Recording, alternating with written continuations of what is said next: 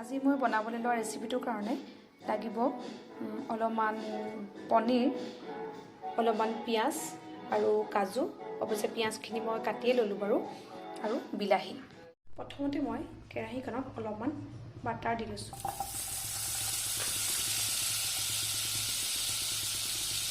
বাটাৰখিনি ভালকৈ কেৰাহীখনত গলাৰ পাছত মই তাতে পিঁয়াজখিনি দি লৈছোঁ।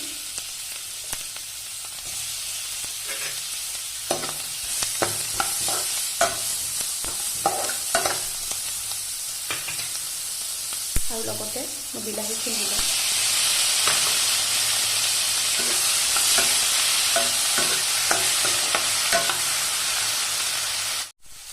বিলাহী আৰু পিঁয়াজখিনি অলপমান এনেদৰে 3-4 মিনিটমান অলপ ভাজি ল'ব লাগিব। দেখিছেনে, এই বিলাহীখিনি অলপমান কমি গৈছে। তেতিয়া মই ইয়াৰ ওপৰত কাজুখিনি দি দিম। এতিয়া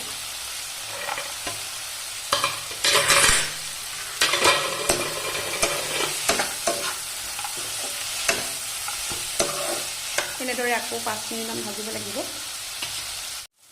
দেখিছেনে, ইয়াত কাজু, বিলাহী আৰু পিঁয়াজ গোটেইখিনি ভালদৰে কমি গৈছে।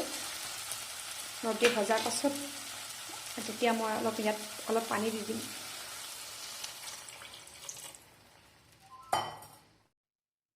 পানী দিয়াৰ পাছত অকণমান লৰাই পেলাই ঢাকনিখনে মই ঢাকি দিম।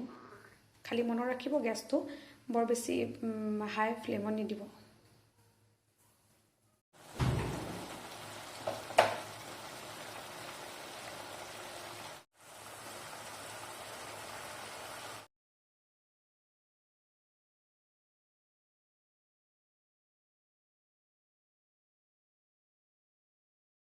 এতিয়া কেৰাহীখনত মই আকৌ অকণমান বাটাৰ দি দিছোঁ। বাটাৰখিনি ভালকৈ গলিব লাগিব। তাৰপাছত মই এই যিটো পেষ্ট বনাইছিলোঁ আগতীয়াকৈ, সেই পেষ্টটো তাত দি দিম।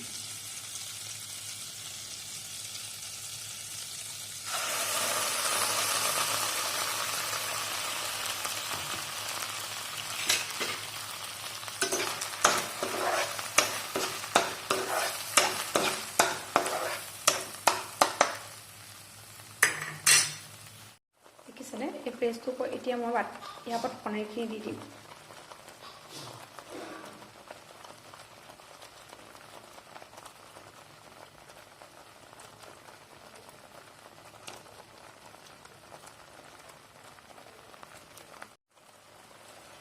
এতিয়া ইয়াৰ ওপৰত মই অকণমান জাষ্ট পানী অকণমান দি দিম,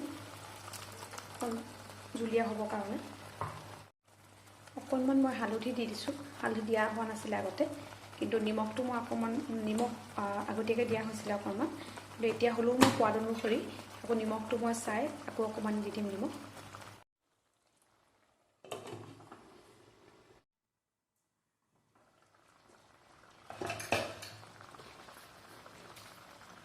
মই অকণমান চেনি দি দিছোঁ, আপোনালোকে নিদিবও পাৰে, এইটো অপশ্যনেল হয়। এয়া দেখিছেনে, মোৰ ৰেচিপিটো হ'বলৈ আৰু বেছি সময় নাই।